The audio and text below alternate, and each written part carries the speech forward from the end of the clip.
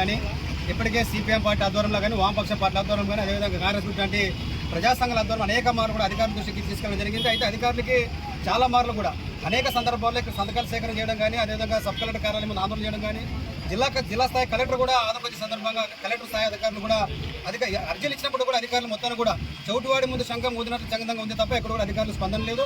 కాబట్టి ఇప్పటికైనా అధికారులు దీనిపైన స్పందించాలి. వీళ్ళు పాత ఓఎల్ బ్రిడ్జి స్థానంలో కొత్త బ్రిడ్జి నిర్మాణం చేపట్టేంత వరకు కూడా ఖచ్చితంగా వామపక్ష పార్టీల ఆధ్వర్యంలో పెద్ద ఎత్తున ఆందోళన కూడా శ్రీకారం చుట్టబోతున్నాం.